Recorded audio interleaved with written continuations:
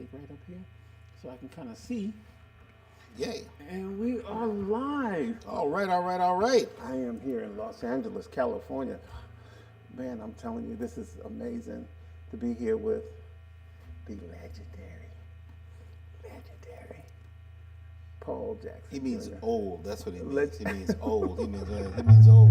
Legendary Paul Jackson. Hey, listen, I was coming to LA and we was going to pick around on some guitar a little bit. And I said, hey, Paul, why don't we go live? That way we can kind of answer some questions, and everybody wants to know, well, how did you do this and how did you do that? And I know that you have your course. Yes. And then we're gonna talk about that and how people can join your course and all of that good stuff, man. But I'm excited to be here, man, because I have a gazillion questions. Uh-oh. How do you do this? If I play that, how do you do that? If I do that and I do this, what's the name of that? And what happens if you do that? Yeah. And then I'm gonna say, hey, Paul, play some quartet for me. Uh-oh. Hey, welcome everybody. I'm trying to look, it's kind of far. And you know, when you become 65 and 66 and 67, the writing looks really small. Looks really, yeah.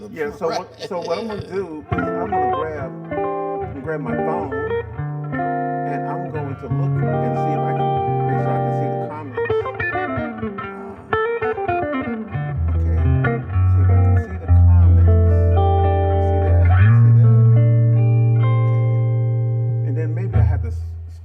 Bobby Griffin, I can see that name. You can see Bobby Griffin from afar. Oh, you can see Bobby from a mile away. Yep. So if you have questions, comments, or anything, and listen, everybody share. This is amazing. Actually, I can go on Facebook too.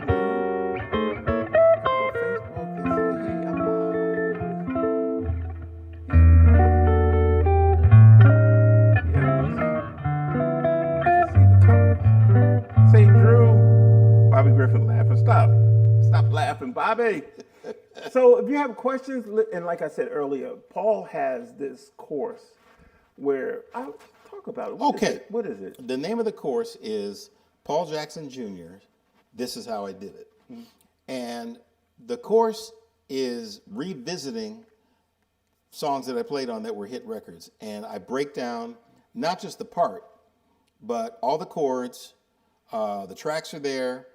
And then I explain why I played what I played. Because it's okay, I can show you what I did, but you may want to know, okay, well, what made you do this? Was it a chord progression? Was it the drums? What was it that made you play this part? And so I go into that detail as well. Along with that, we have all the sheet music. So I've done charts for everything. So if you want to know what the chords were and look at them firsthand, you can do that.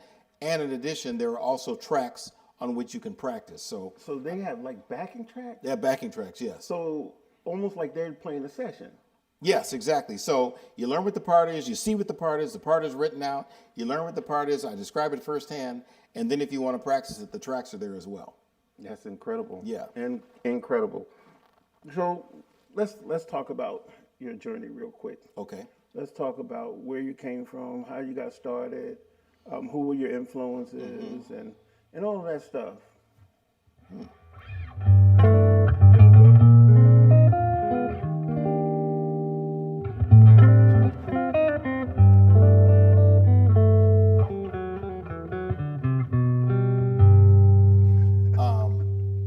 Well, let's see. I'm sorry, y'all. I'm laughing. Hey, Chris Darden, I see you, man. What's up, Chris? I'm laughing because he's playing all this beautiful stuff. I'm sitting right here next to him. I'm trying to be as cool as I can be because I'm sitting next to this guy here, and he's playing all of this amazing stuff. And then you know what? He's gonna kind of share some stuff with you as well. So good. I'm sorry. Go ahead.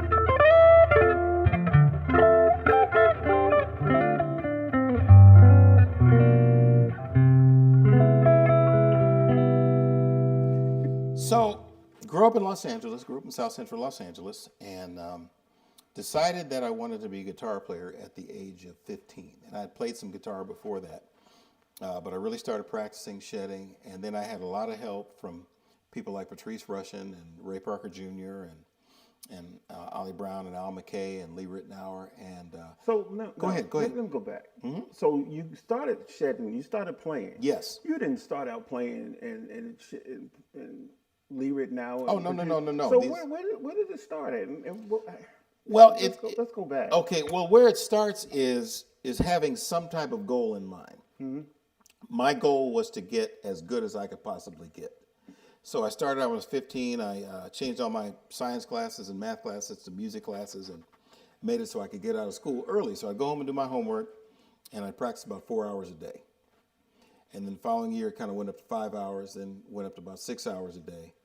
So all I'm doing is playing the guitar. I'm just playing, and then I was studying classical lessons with a brother by the name of Greg Perret, great guitarist, Greg Perret. Look him up, Greg Perret Music. And then when I got to USC, and so I entered the University of Southern California in 1977 as a studio guitar major, and between school and home, I was probably playing the guitar between, probably 7 and sometimes, 8, 9, 10 hours a day, all the time. So all I did was play the guitar. Now, it doesn't do much for your social skills. Okay, because you did your hand. Yes. Yeah. So I have to do this real quick. have to zoom out. I have to zoom out. Okay, he's got to zoom out, folks. We are real. we're right up in the camera there. And he's all right. Yeah. And I done messed up. That's what he's trying to say. With the hand motion. The hand motion. Messed up the whole. Okay, there we go. Okay, now you can see me. Okay, I will not do that with my hands again. So he can't do the hands. Can't do the hands. Okay, so don't do the hands. Okay. Don't do the hands. So, and then I, like I said, I was working with Patrice, and she introduced me to Lee Ritenour and people like Harvey Mason and Al McKay. And then I got saved and started going to Mount Zion Missionary Baptist Church in Los Angeles. Shout out to Pastor Evie Hill and the Mount Zion family. And there I met Ollie Brown. You have to put your E flat. You got to put me in A flat. E flat's too. Okay. A flat. E flat's too high. Yeah, there you go. You're funny. Right. Y'all don't hear me today. Yeah. Okay, so met Ollie Brown, who introduced me to Ray Parker Jr. And so, also, I don't know if I mentioned Frank Wilson, Reverend Dr. Frank Wilson, who at that time was a record producer, produced and wrote stuff for the Supremes, the Temptations, the Four Tops, the Miracles, just on end. He did all the Eddie Kendricks records. He wrote Son of Sagittarius and Boogie Down. He also produced that famous hit by Lenny Williams, that E40 sample, the yes.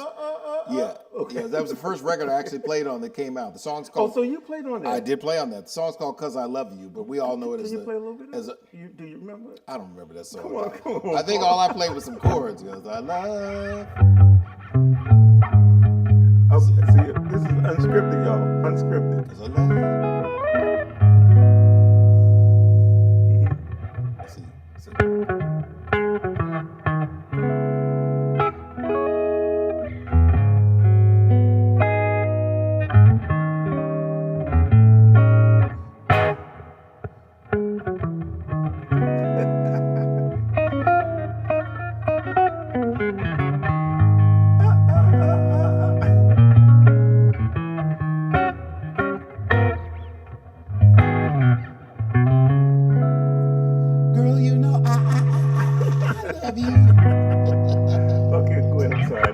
So that was one of the first records I played on. That was the first record I played on, and then Ray recommended me for more records, and I'm gonna stop you in the middle of some please stuff. do. Okay, yeah. Because most people, they think of Ray Parker Jr. They think of Ghostbusters. Right, they think of Ghostbusters. They don't know what type of guitar player. Oh gosh. Well, let me help you all out. For one thing, he wrote this when he was about 17, 18 years old.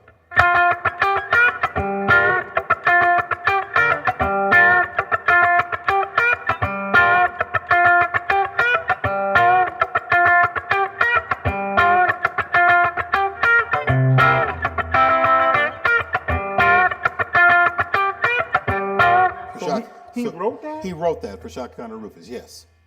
He was about 17, 18 years old. And then a lot of other hit records, and played on countless hit records as a session musician before he started radio, and then before he did Ghostbusters, years before. Wow. Yeah. Wow. So he was the first call studio musician, and what he did was, when he got into doing radio, he had a great guitarist in a band by the name of Charles Fearing.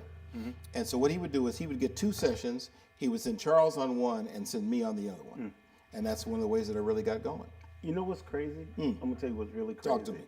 When you played that, what you just did, you went straight to the bridge pickup Yes. to get the tone. Yes. You didn't just play the line. Right. You had to get the tone. Right. And the interesting thing you say that, not just the tone, but the right technique. Exactly. So, and I used to tell my students, you don't alter the tone for your technique. You alter the technique for the tone. You don't alter your sound. There you go with the hand thing. Oh again. shoot! I'm sorry about that. Okay. Don't do the hand. Don't do the hand. Don't do the Keep your hands on my lap. Keep your hands. Okay. So. You do not alter the sound or the tone for your technique. You alter your technique for the desired sound or tone. Yeah. So, for instance, okay, octaves.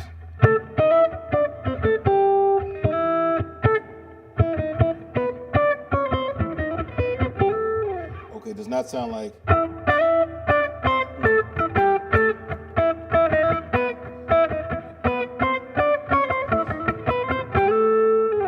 Yeah. Now, both are good, Yeah. but different sounds. So if you're working with someone and you're playing some octaves, and they say, hey, I like that, but can you play it softer? And they might be saying, okay, well, softer, you could use the back of the pick. That would make it softer. But they may say, you know what? Let me try the quote-unquote West Montgomery approach with my thumb.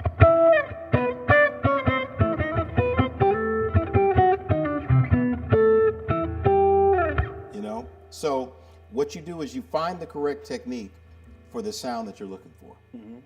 And it could be a different pick, it could be a different approach, it could be a different pickup, it could be all of those. Well, before we started, Yes. we actually talked about picks, and I was sharing with you that the beat picks that I use. Yeah. And we talked about the thickness of it. Right. And what you said to me? Well, it's interesting because I use these Dunlop Ultex 2.0, and I like them because they don't flex. Right. And now, to each his own, different people use different thicknesses. The reason I like no flex is because everything for me is about timing. And the more flex there is, the more challenging the timing is going to be. So if I want to play...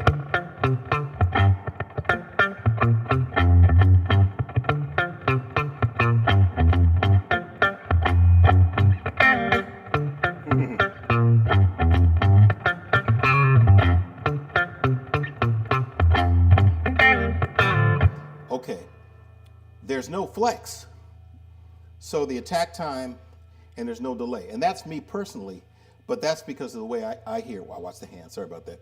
That's because of the way that I hear certain things. And that's my approach. Now, is that approach for everyone? Not necessarily. I know a lot of people that use very, very thin picks, but just for me, I like the thick picks. In fact, Ray Parker Jr.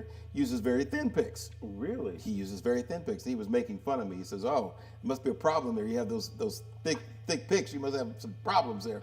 But no, it's just what I've always preferred, and it's something that I got to. So I've been using very, very thick picks for several years. You know what? And we can. I don't know if you have any around the house, but I noticed even with like thin picks, the tone is different. Yes. Now.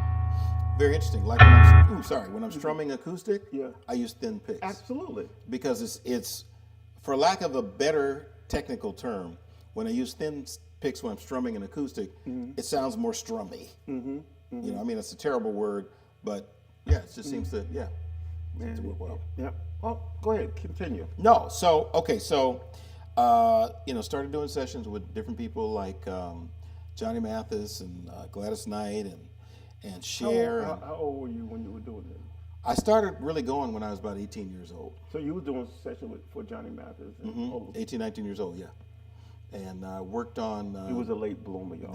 The Donna Summer record, Hot Stuff and Dim All the Lights when I was about 19, 20 years old. And I recorded with Ella Fitzgerald when I was 19 years old and Jazz Crusaders. And so, like I said, the Lord just blessed to put me in a lot of different situations with a lot of really great people. So... when people say, and I know you won't say, but when they say GOAT, your name should always be mentioned.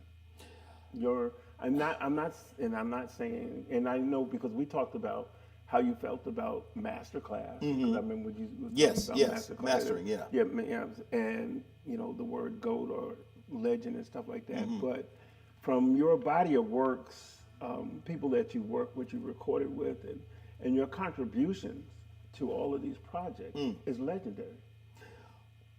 Well, if you live long enough, what my old pastor used to say, if life lasts and death pass, if you live long enough and you do anything memorable or what people consider notable, it turns into legendary just because it's old, Well, But I know some.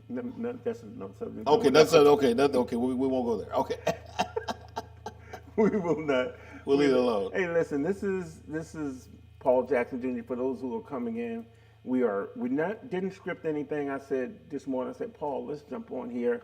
I said a lot of people want to hear from you. You rarely go live. Yeah, and You rarely go live. but I'm going to change that because I'm liking this. This is really good. Yeah. So I said, let's go live. Let some people, talk with you, and we're gonna discuss some technique. We're gonna hear you play, and I'm gonna ask a bunch of questions, and then we're gonna allow people to ask a lot of questions. Listen, do me a favor, share, like, subscribe. Go to Paul. What's your website name? PaulJacksonJr.net. PaulJacksonJr.net. PaulJacksonJr.net. And you can actually get all of the stuff. His course. It's incredible for someone to be able to go on and say, okay, PYT. Yes. And did you do Heartbreak on there too? I did Heartbreak on this initial package. There's PYT, Heartbreak Hotel, This Place Hotel, Another Part of Me, and actually this weekend we're adding number 4, which is Dirty Diana. And next week or the week after, we're also going to add Love's Never Felt So Good, which is the duet that Michael did posthumously with Justin Timberlake. This is the real deal. And I tell my students, I know a bunch of my students on here, if you want the authentic, you go straight to the horse. Because if you get the water down, this one played it and this one played it again, he redid it and he redid it, by the time it gets to the end of the line, it's a different interpretation. Not to say it's bad. Right. It's just different. But if you want the real deal, here he is. Why ask how he did it when he will tell you exactly how he did it and why he did it, and give you opportunity to do it yourself? Yes, absolutely. Yeah. How did you come up with the concept? Well, the concept was I heard Miles Monroe, the minister, say that a lot of people are going to pass away with books and ideas and scripts and songs and medical breakthroughs because they never bothered to write them down or share them. And I said, it'd be a tragedy if the questions that people asked me for years I never answered. And so I said, what's the best viable way, the longest lasting way? So I partnered with a brother by the name of Keith O'Derrick, Upfront Productions, and we decided to set out to start to film video lessons. And the approach I wanted to take was, explaining in detail exactly what I did, the approach, the reasons why, the backstories. And this is something that I learned from Patrice Rushen. She hired me to teach at USC. I was there for 8 years. And she said, Paul, it's not just enough to demonstrate it. You have to tell them why. Even if the why is, I wasn't really sure why I did this, but at the time it seemed like a good idea. Even if that's the idea. Like, I'll give you, for instance. So Ray Parker Jr. had recommended me for a session for the Holland brothers, Holland Dozier Holland. And I'd never worked with them before, never met them. So Brian Holland walks in the studio and says, James Gatson, great drummer James Gatson was playing. He said, Gatson, tempo's right about here. So Gatson starts playing. Eddie Watkins was playing bass. I think Sonny Burke was on keyboards. So he walks up to me and says, guitar player, give me some, well, give me some something. And he walked away. True story. But he's doing his hands like this. I don't want to move him too much because, but he was doing his hands like this. And I said, So he's doing that. I listened to the track, the song is going down, I listened to Gatson. And I said, what's popular on the radio right now? And at that time, Chic was having a lot of success. And I said, okay. So I put my Les Paul down. I picked up my terrible Stratocaster. It was a terrible Strat. I picked up my terrible Strat and started doing the best Nile Rodgers imitation I could think of. And he absolutely loved it. Wow. So the reasoning there was listening to the input from the producer, even though it may be limited, and thinking about, okay, what would make this song better? What are some musical references that maybe I can import into this song? And so that's what I did on that particular session. So getting back to This Is How I Did It, I explained in detail, why things went down the way they did, and the input from, from people like Quincy and with Dirty Diana. I tell the story of how the guitar part actually came about. It wasn't I didn't come up with it. It was written by a famous trumpet player, and I'll go into detail on the app. And I walked in the studio, and he had written out what he wanted me to play. So there are different ideas, different approaches, and I try to explain as many as I can. And then I said, well, in order to learn these techniques, you're going to have to be able to practice them. So I also give them the tracks as well without the guitar on them, so they can practice, import them into your workstation and practice them and see how close you can get, You know what, man, I'm going to say this. It's almost embarrassing what you're charging for. Oh, you're funny. You are too funny. No, I want folks to hear this. It's almost embarrassing what he's charging for this. I mean, I cannot believe that you're offering all of this information. I mean, almost giving it away. And not only can they use this stuff to play those songs. Yes. But it translates to everything. It translates to other songs. Because you talk about approach. I talk about approach and technique. Yes. And technique and approach are transferable. They're portable. And it's interesting, like we talk about all the time, if I play this chord,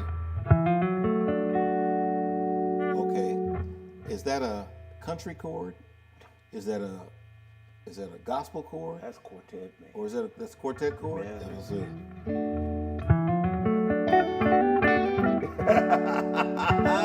Watch out.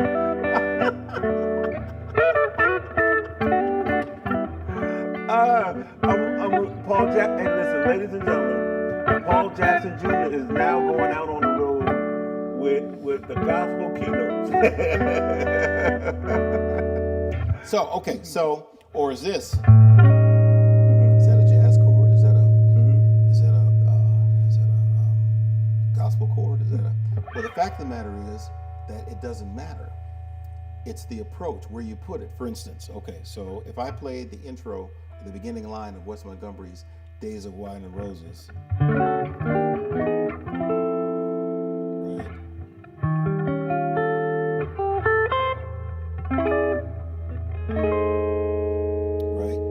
so we have here a D7, flat 5. In this case, that would be a C diminished or C diminished with a ninth, or, oops, sorry.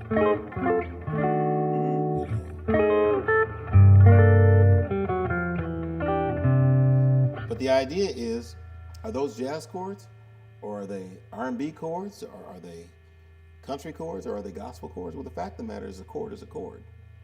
It's the context in which you use it. Well, it's so funny too, Paul, because I had a friend to ask me, said, how would you categorize Paul Jackson Jr.? Is he a jazz player? Is he this? I said, and this is just me, I said, Paul Jackson is a chameleon. Wherever he lands, that's what he is at that particular time.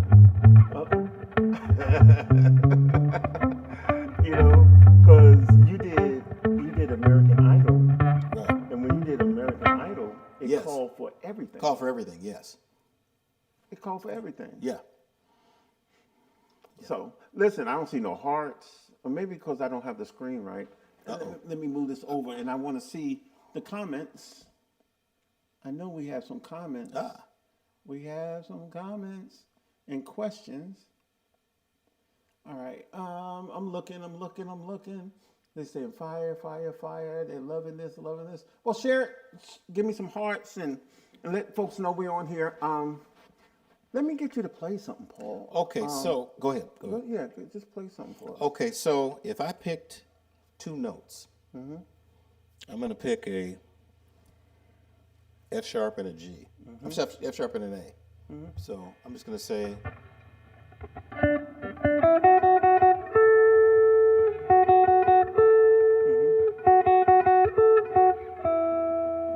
Right? Just those two notes.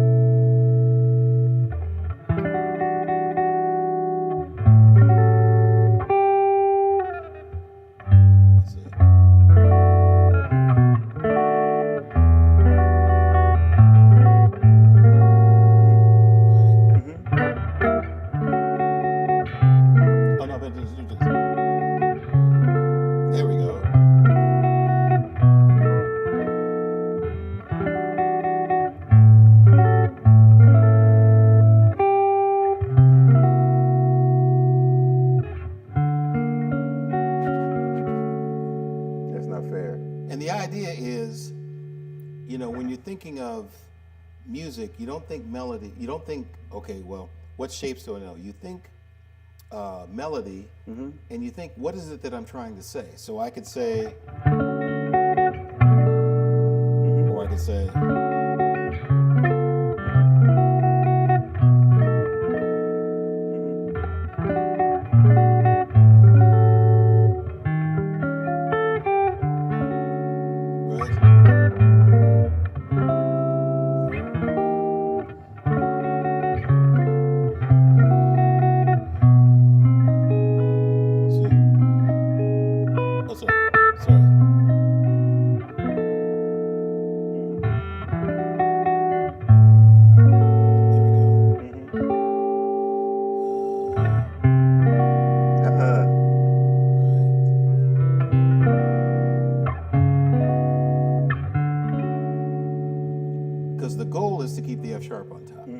that's just two notes. So, if you're saying, okay, well, man, what can I do with two notes? You can do a lot with two notes. So let's say you got a note here. You got that?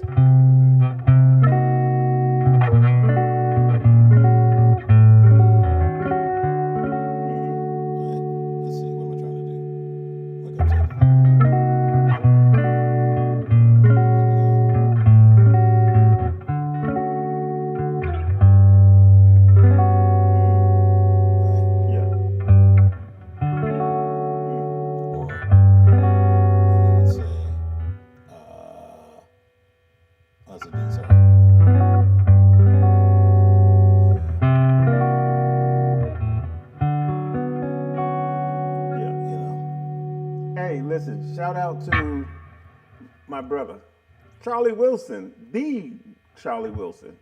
What's up, Charlie? We see you on here, man. Yeah. Well, watch out now.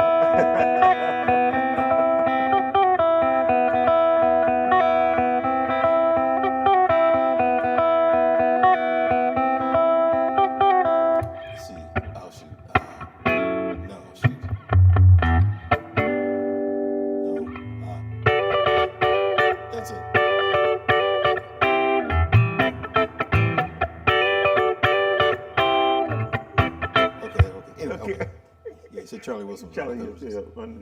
I couldn't resist. Hey, let's go back to your course a little bit. Okay. What else can they look to get from your course? And for those who are interested, give them the website again. Oh, the website once again is Paul Jackson Jr.'s This Is How I Did It. If you go to my website, pauljacksonjr.net, and click on the link, it'll take you right there. So pauljacksonjr.net. Click on the link. It'll take you right to Paul Jackson Jr.'s This Is How I Did It. And it's so I'm not even going to tell the price because people aren't going to believe me if I tell them what the price is. Don't you tell them? What the Okay, price I won't tell them. is. Yeah, it's so crazy, but And this is what I thought about it. And like I said, we're adding another song this weekend. We're adding Dirty Diana. Yeah.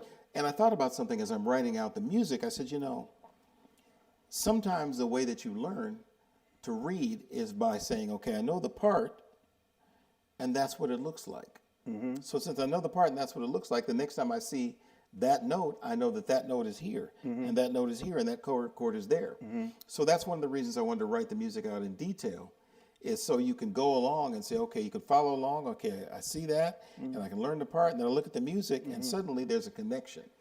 And so it can be also a tool to help with your reading as well.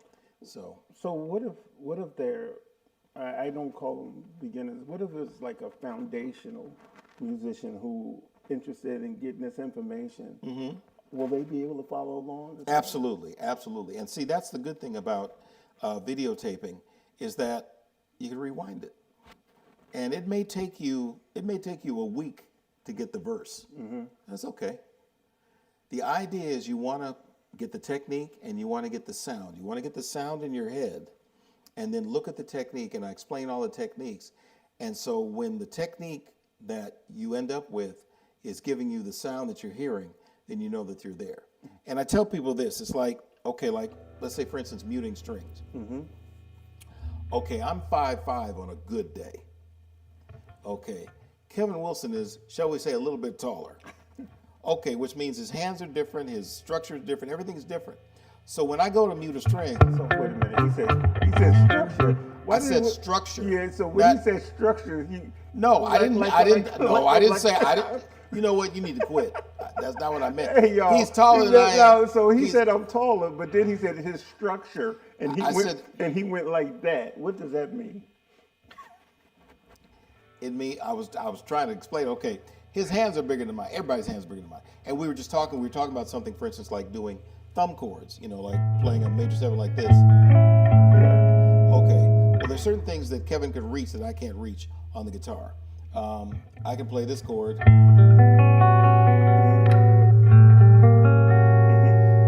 if I want to put the thumb in the bass, it becomes more difficult. Mm-hmm. Okay.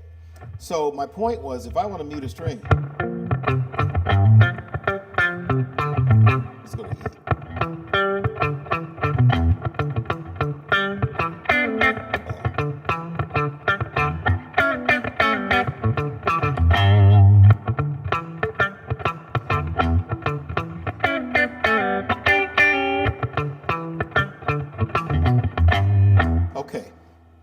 Kevin can do that exact same thing, but where he places his hand is going to be different. The amount of pressure that he uses is going to be different. He uses different picks than I do, so there are going to be some adjustments. So the thing is, that's why it's most important to get the sound in your head, because physiology of everyone is different. I have these little short, stubby fingers. Okay. But based on my physiology, I put the sound in my head, and then I alter my technique to get that sound. And so that's the most important thing, is that you get the sound in your head. Oh, I forgot. Mm-hmm. Also on the app is what I call Paul's Tech Tip. And in 50-something years of playing the guitar, and about 50 years playing professionally, there's some things that I learned that are just some fundamental skills that will help you as a guitar player. So every video package will have a tech tip as well. Wow. Yeah. Wow. Yeah, every video package will have a tech tip, and so as we go along, every new course will have a new tech tip along with the demonstration videos. That's great. That's great. Listen, we have a lot of people on, and I know that we have some foundational, like I said, foundational players on here. So, like and I'm a shameless plug, my Fretboard Freedom Lab. Yes, Fretboard Freedom Lab. Saturdays. Even this Saturday. From here. Yeah. This Saturday. From 11 a.m. to 1 p.m. and then from 2 to 4, you can get more information like that. Fretboard Freedom Lab at gmail.com. Well, anyway. There it is. But a lot of my students, they'll play chords. You know, they'll start playing chords. But if they play like a triad like this, they have a problem bridging their hands, and they're hitting strings. How can they combat that? Well, I'm going to be honest.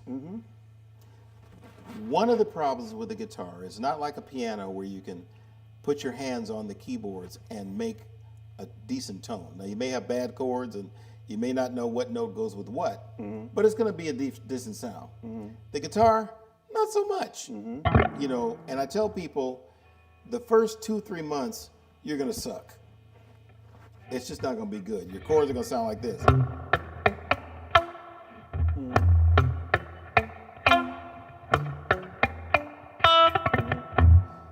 You just have to work through that. So I wish there was a shortcut, but the shortcut is really just to practice. And one of the things that really, really helps is playing scales. And you may not know all the scales. If you just start with a C scale,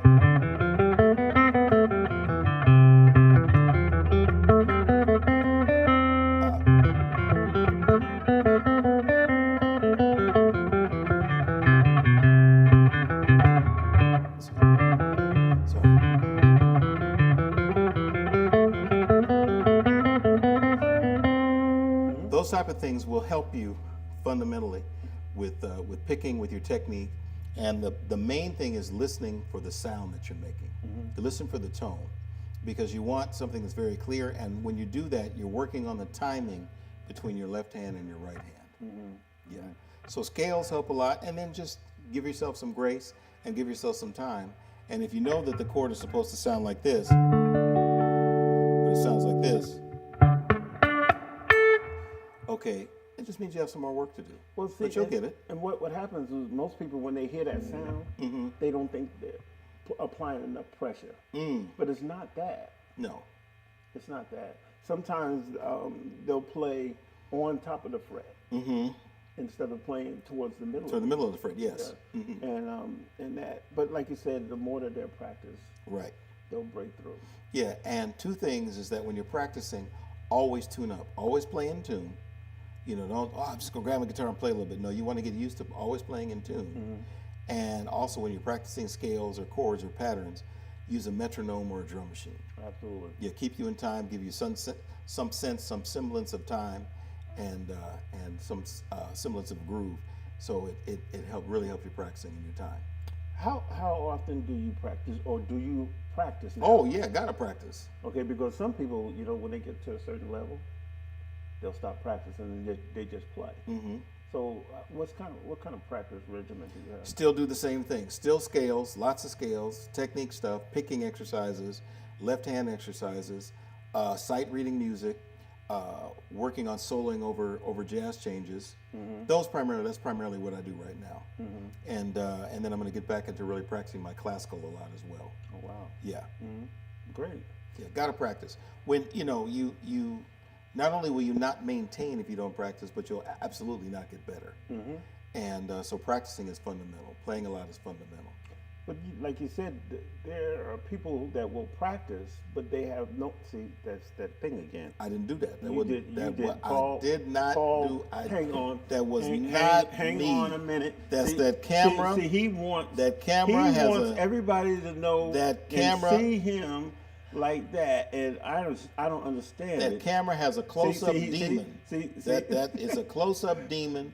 I rebuke that demon in the name of Jesus. That is a close-up demon that camera has. Okay, y'all, I think we fixed the demon. Yeah, we got it out. We got it out. I think we got rid of that demon.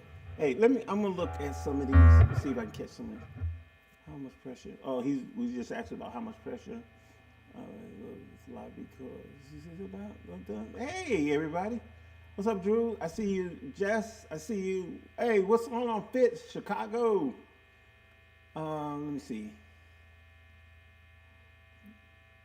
Oh, Fitz want to know about, and he's a guitar guru. Yes. He wants to know about the Fiore.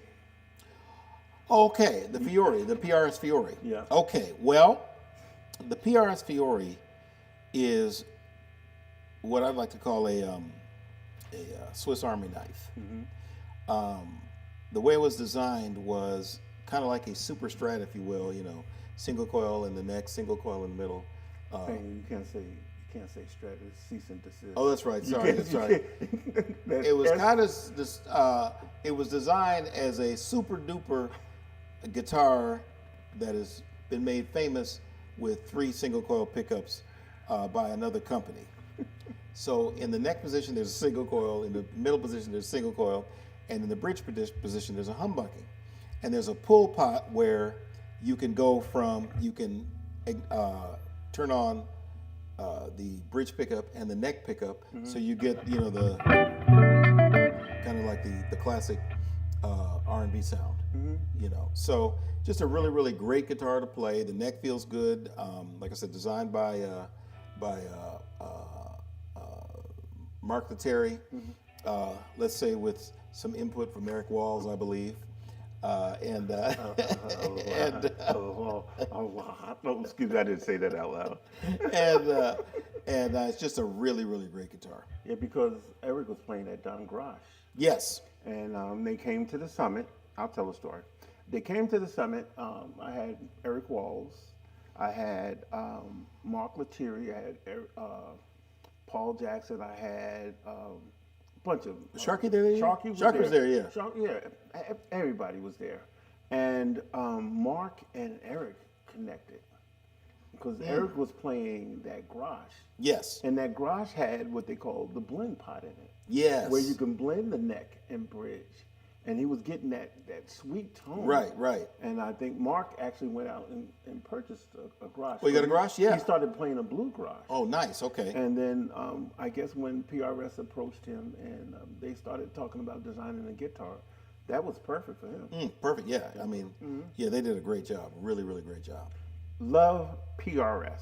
Absolutely. I think they're one of the best manufacturers. And you had mentioned something to me about Paul, how he started as something. Oh, okay. Well, Paul he's a brilliant, brilliant man, and Paul kind of started out, I think, as a guitar player, and he started making guitars as a hobby, and like anything else he does, he wanted to be excellent, and now he just is a great innovator and coming up with great stuff, and great builder. And one of the things I like the most about PRS is that they don't have a custom shop. And like the Bible says, God is no respecter of persons, or like my old pastor used to say, there's no such thing as big eyes and little U's. So the cool thing is that anything that I can get, anything that Kevin can get, anybody can get. Absolutely. And that's what I like the most. It doesn't matter what it looks like, what it sounds like, anything that I can get, if you can conceive it, there's no custom shop. You say, hey, can you make it? It's like, yeah, within the confines of what they do, they'll make it, And let me say this, referring to the Fender situation. I think Fender is brilliant. Absolutely. I think that Gibson is brilliant. They came up with a design. Leo Fender came up with a design. I mean, it swept the guitar world, right? Now, my problem is because you did this and you made this design, and other people are now replicating it. That's a compliment. Yes. That is the ultimate, for someone to try to play Paul Jackson's music or play like Paul, that's not a knock on Paul Jackson Jr. No, it's a compliment. That's the ultimate compliment. So why not take the compliment and run with it instead of trying to stop these companies from producing this guitar that has been manufactured and duplicated a gazillion times. Make your product better. So people will come and buy your product. If you can't stay, that's like we were just talking about players. If you stay where you are, right, you'll never grow. You'll never grow. So if everybody is moving forward, you're not moving forward. Move forward. Design something to compete, but don't say, okay, we're going to make you just stop. And what happens is a lot of musicians will stop even thinking about using a Fender. Well, like I said, I hope that doesn't happen in terms of just the company and things like that. My personal feeling is that there's room enough for everybody. It is. And if you focus on making an excellent product with excellent customer service, and excellent feedback and serving the community and serving the clients who are guitar players. What's the old adage? If you build it, they will come. Well, if you build it well in an excellent manner and offer excellent service, they will come. And that's what happened with PRS. And that's what happened with PRS. Yeah. Sir, Anderson, all of these companies are Yeah, major yeah, companies, and yeah. they're Exotic. Yeah, Yeah. But one of the best thing about these companies is the customer service. It's the customer service. Yeah, absolutely. So that's my thing. That's my take. And I'm only Kevin Wilson. Yeah. And We're just the guitar players, so we just played the instrument. we just played it. How long you been with PRS? Oh, about 20 years. Why did they stop producing your signature guitar? Well, I had a discussion with Paul, and it had been out there for a while, and sales had kind of peaked. He felt like, and so he says we're going to discontinue the model. But he didn't just stop. He said, "Hey, Paul, we're going to discontinue the model." I said, "That's fine." I said, "You've been really, really good to me. I mean, I have some great guitars. You made the model, and people can still get it. If you call PRS on the phone and say, hey, can we get a JA-15? The answer is yes. Wow. Okay. Yeah, you can get one. Well, So, I need to email. yeah, you can get one.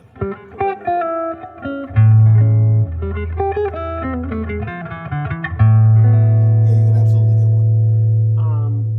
How much time? I said we were going to be 15 more minutes. Okay. You guys have questions? Send me your questions. Even if you have to text me or whatever, you have my number. Text me.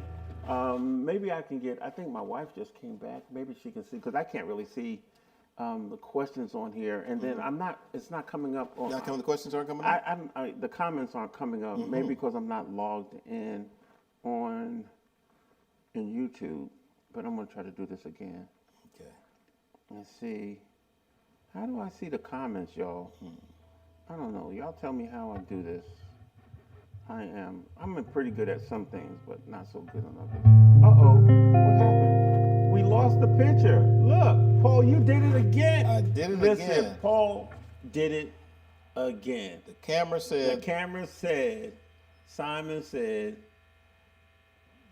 Oh, wow. There we go. There we go. We're back. We are back. We're back. We are back. Let me see. Okay, did we lose Because anybody? your hands. See, you doing your hands okay. thing. I'm not Paul okay.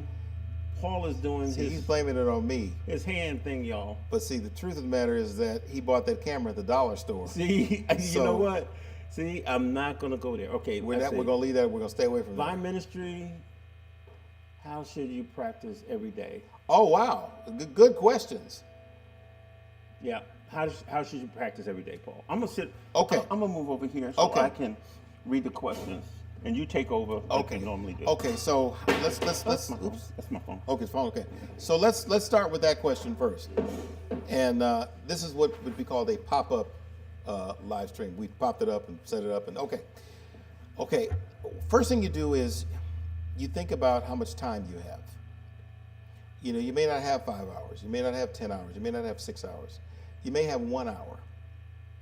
And try to touch in the 1 hour on all the important things that you're trying to do. Technique, chord knowledge, sight reading, transcriptions of other solos, maybe trying out some new pedals, trying out a new technique like slide guitar or country guitar. And here's the good thing is there are so many transcriptions and so much music out there that you will never be at a loss for something to learn new. And try to touch on each area. The other thing is, as you're practicing, play for about 20, 25 minutes. So 25 minutes is good. And then get up and stretch for about 10 minutes. Then go back to it. Attention span is difficult to hold for like an hour and a half at a time. But if you break it up into pieces, 25 minutes, take 5-10-minute break, 25 more minutes, 5-minute break, 25 more minutes. You get to, stretch, get some water, get something to eat, answer the phone, check your emails, whatever you need to do, and go back to it, because you can go back to it with a fresh focus. So, it's like, what's the old adage? How do you eat an elephant one bite at a time? And that's how you practice. That's how you conquer really getting proficient on your instrument, is one bite at a time. Another question is, and this is great. I wish I had asked it. You have came up with some iconic parts on sessions. How do you come up with these parts? Okay. There's really no short answer, but I'm going to try to encapsulate it as best I can. The best way to come up with a great guitar part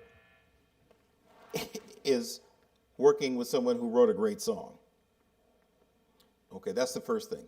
And I know that sounds overly simplistic, but that's really the truth. You listen to the song, you listen to the different sections of the song. Each section of the song should have maybe a little different approach. Either adding a part, changing a part, playing a part in different octaves, maybe going from single notes to intervals, maybe going from intervals to full chords, maybe going from full chords to intervals. And so you listen to the song and you say to yourself, okay, what are some things that I can do to accentuate each section of the song? And you break it down into sections, and then you say, okay, I've got this section, this section, this section. Now let me put the whole part together. So the first thing is really listening to the song. Hopefully it's a great one.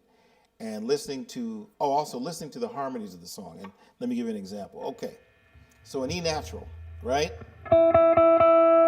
Okay, that's the fifth of an A minor 7 chord. It's the third of a C major 7 chord. It's the augmented fifth of an A flat 7 augmented fifth chord. It's the flat 5 of a B7 flat 5 or B7 augmented 11, right? It's the ninth of a D minor 9 chord. It's the third, it's the fourth of an A over B chord or a B sus chord. And so you go, so what I could do is, if someone played all those chords, I could just stand around on the E for a while.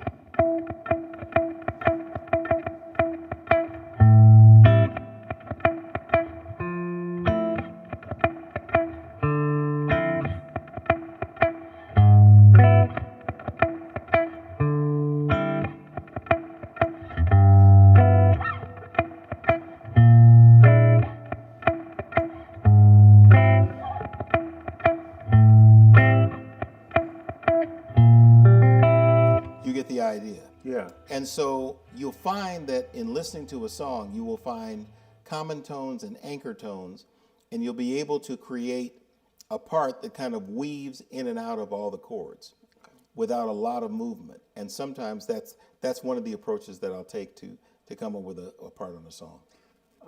Real quick. Yes. You have a YouTube channel? I do. Paul Jackson Jr., I think it's 1960 something, but yeah, Paul Jackson Jr. I've got a YouTube channel, Instagram. I'm on Instagram, Paul Jackson Jr. Facebook, Paul Jackson Jr. And of course, the website, pauljacksonjr.net. Do you do TikTok? Haven't started doing TikTok. My son has been on me to do TikTok. Mm-hmm. Oh man, we got some goodies. We got Marvin Mumford, John Smith. Is on here. John, bad. John's so bad. Yeah. Bobby Griffin's still on here. A lot of Shaquem Bell. Oh, I see. Now, Tyreek is one of my students too. Wonderful. Tyreek says, how do you create better tone with your hand? Ooh, okay. Now that's a very, very critical question. The thing I recommend most to creating tone with your hands is scales. Scales do a lot of things. You big on scales. I'm big on scales. Mm-hmm. It used to be when I was at SC, I would have a student come in and play for me, and based on their tone, I could tell if they practiced their scales or not. Okay. Because it's about the timing between the left hand and the right hand. And you're listening for the sound that you're making. You listen for the sound and the speed will come. Let's go back to a C scale. Mm-hmm. So I'll play this C scale. Oh, let's go there. Sorry.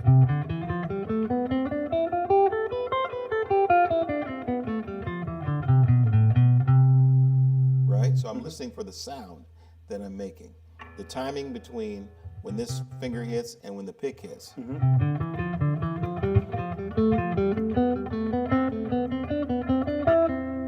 Right? Mm-hmm. Okay.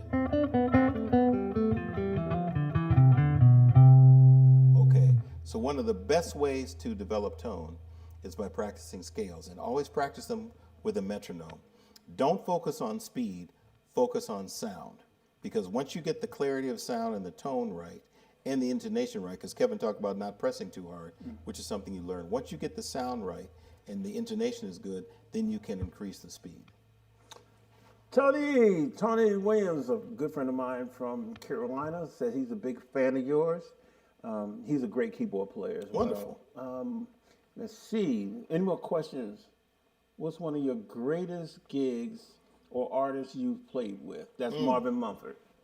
That's what? Marvin Mumford. Oh yeah. Hey, okay. Obviously, Michael Jackson would be in there. Whitney Houston would be in there, especially since I recorded with her, and then I spent 5 years on the road with her, which was just remarkable. Working with the Jazz Crusaders, working with Lionel Richie, working with Quincy Jones were pretty amazing. I remember I was doing a session where Maurice White from Earth, Wind & Fire was producing Barbra Streisand. That was a pretty incredible day because I got to meet Barbra Streisand. Barbra Streisand was, it's interesting when you meet your parents' favorites. So my mom's favorites were Ella Fitzgerald and Barbra Streisand. And my dad's favorite was Gladys Knight, and I got to record with all of them. That's incredible. So those days like that are always good. Meeting Jimmy Smith, the great organ player, playing with him. It was my dad's favorite thing was organ trio music. So working with Jimmy Smith was pretty amazing. So those are some of the folks that I enjoyed working with. Someone asked what style pick. We kind of talked about that earlier. What pick do you use? Okay, I use, and this is personal preference. I use the, I don't know what you call this shape, but they're this shape, and these are the Dunlap Ultex. They are the 2.0 thickness. I guess that's 2 millimeters. They don't flex, and I like picks that don't flex because they help with my timing personally, and they help with going between different techniques. So I like these picks. It's a personal thing.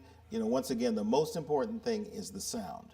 If you're creating the sound that you want to hear with the pick that you're using, then that you can always experiment. But the thing about it is the sound is most important.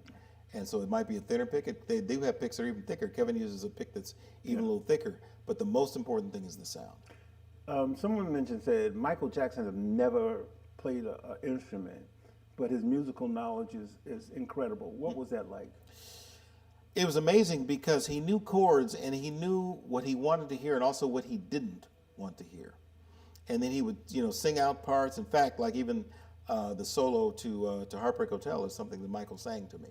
Wow. And not just that, but he would sing out bass lines, he'd sing guitar parts, he'd sing keyboard parts, he'd sing horn lines. So the music was really in his head. He just did not have a tangible knowledge of a musical instrument. That's insane. Because actually, Eric Walls talked about recording with him, and I think he kind of said something like they were trying to get a part, but the way the guitar was tuned, he wanted it open, but Eric couldn't play it open. So Michael says, "Why don't you tune your guitar down?" Right. In that way, you'll be able to play it open. Yeah. Yeah. Some people just have it like that. Let's see. Yeah. I'm seeing a bunch of great questions. Uh-oh. Walt Williams, what's up? Walt Williams, there's the Walt Williams. It's so funny. This is funny because when we was preparing, I said, "Oh, Paul, that's your compression right there." Somebody asked, Walt Williams asked, "Do you ever play without a compression?" Yes. Usually it's when I play like with a lead overdriven sound. There's very little compression. I just like compression. It's I very rarely, I almost never play without it. I love a compressor. Do you have a particular favorite compressor? Stomp box. Yes, the SP compressor. By Exotic. By Exotic. The Dynacomp compressor by Jen Dunlap. And if you can find one, the Optocompulator compressor pedal by Demeter Instruments. Okay. Yeah, if you could find, it's a really, really good compressor. What he's playing through today is the Tone Master Pro. And it's funny because we were messing around trying to figure out how we're going to make all this stuff work because we kind of Jimmy rigged everything. Good. Yeah, because you can see the camera just doing what they do. But he's using the Tone Master Pro, and he has some great tones. You can hear the great tones. The guitar sounds amazing. Then he told me to play this guitar. But anyway, that's Kevin said no, he wanted no. to play the Silver Sky. I was obedient Hey, and got him the Silver Walt, Sky. Walt Williams, he got me this the Silver Sky, right? And he got this big old fat overweight tone. He has an obese tone on that guitar, and I'm playing this. I guitar. told you I have little fat, stubby Pillsbury Doughboy fingers. That's what happens. So stop making fun of me, Kevin Wilson. Said I've never tried compression. Okay. Okay. Try compression. Try it. Try one. Yeah. You know, experiment with it. Somebody said, "Where you at?" Los Angeles, California, and we're just hanging out. That's where we are. I'm gonna go back and grab some of these other questions. Okay, good. Yeah, please do. What time is it? It is. It's almost that time. Oh, we're getting there. Yeah. Yeah. Let me see. Said the blind man. Shaquin Bell, man, what's happening? Yeah. Man, he's saying stay focused. You answered that. I see a bunch of great people on here. Gino Cook, what's happening? Man, I just got a custom 24 wood library from Gino Cook. Wait a minute. You bought another guitar? No. I didn't. See? You see, I'm saying that loud enough so folks could hear. Yeah, okay. I didn't buy another guitar. I had two Andersons. Yes. I had an older model Anderson. Right. And I had a custom. Uh-oh, we lost camera again. See, because you waving your hand. Oh, see? See, it's that Dunlop pick that he's doing. See? Okay, here we go. So Oh, wait a minute, almost there. there we Okay. go. All right, I'm back. Okay, I'm gonna Okay. put my hands down. All right. Yes. So okay. So I had the custom Yes. Anderson they built me, and then I had an older Anderson. Yes. So we swapped. Okay. Yeah, I didn't buy another guitar. Okay, good. I'm proud of you. Okay. So see, I'm nobody gonna say nothing about that pedal you just got. Okay, I'm not gonna talk about that. Shh. I'm not gonna mention that. But let me see. But I did ask my wife before I bought it. Yeah. So Sheba Smalls, great guitar player, young lady out of Yes. the DMV. She plays with what is Damon Little? nice. Yeah, she plays with Damon Little. All right, John Smith. I see a lot of. All right, if you have a question, we have one more good question.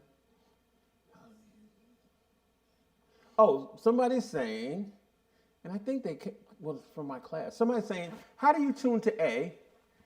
How do you tune to A? Well, you know what? I would show you, But that's the tech tip in the new course. Paul Jackson Jr., this is how I did it. I will tell you the backstory. I was doing sessions. Wait a minute. Yes. Wait a minute. We have to block someone. Uh-oh. Because we had somebody cussing on here. Uh-oh. Someone says, are you going through a JC 120? That's cuss word. That's cuss word. Yeah, we're going to have to block them. Yeah.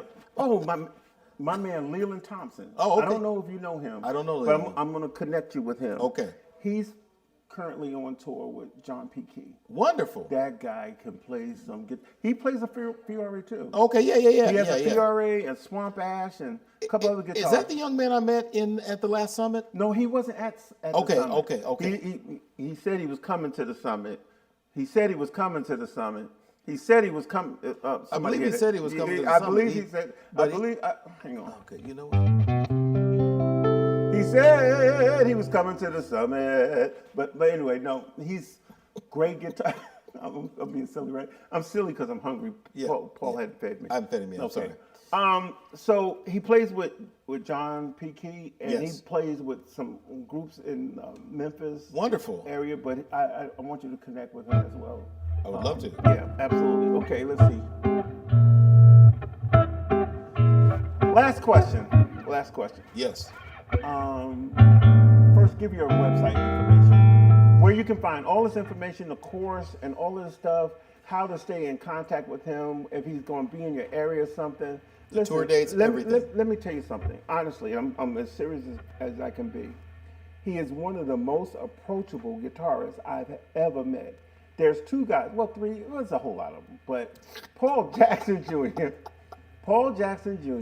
Eric Walls, and Isaiah Sharkey. are the most incredible musicians you ever want to hear play, but they are the most approachable musicians I ever came in contact. Now, true story, I did not know Paul Jackson Jr. Paul Jackson Jr. did not know me. I invited him to the summit, and he said, "Okay, when? Okay, what did you need me to do? Okay, all right, I'm sending the music. Give it to the band. Let's go. What time my flight get in? Good. His thing is good. And that was it. That was all there was to it. Yeah. So if you're in the area, you hear about the Jazz Funk Soul, or Soul Good, yes. or Paul Jackson Jr. Doing something in your area, you need to be there. You need to reach out to him. You need to follow him on Instagram, Facebook, YouTube. Yes. And then you need to go to that website and pay that embarrassing price. I mean, embarrassingly low price. That's like 1977 prices. You know, nobody. And I know you wanted to. Well, make here's it the thing. affordable. Here's the thing. Is I thought about Nice guy. how much the students were paying at USC, and I thought about what I charged for a private lesson. Yeah. And let's just say it's a lot more than the course costs, and you could not cover everything that the course covers in one lesson. I'm here to tell you. So that's why I say, go to give the name of the website. The website is Paul Jackson Jr.'s This Is How I Did It. The best way to go is to go to my website, pauljacksonjr.net, and click on the link. It'll take you right there. pauljacksonjr.net. Paul Jackson Jr. Can I see the thumbs up or hearts of all the people that's going to go right now? Don't wait. Don't say I'm going to get it next Friday, Shaquin. Don't say I got to talk to my wife about it, because it's cheaper. It's cheaper than a tank of gas. Go right now to his site and get the course. It covers from foundation musicians to the most advanced musicians. So, and like I said, he's so approachable that I'm feeling something in my spirit right now. Okay, all right. But anyway, I'm gonna let Paul play us out. Thank you guys so much for spending this hour with us. I think this is incredible. I am so truly blessed and honored to be here in Los Angeles, spending time with Paul, with him moving his hand, wiping his nose. And every time he wipes his nose, he changes the camera view, okay? See, that's what Paul does. Every time he with his hand, he changes. See, he's trying to close out. But anyway, see, you're doing it again. But anyway, to be able to spend time with him and glean from this legendary guitar player is incredible. I thank God for him. I thank God for our friendship.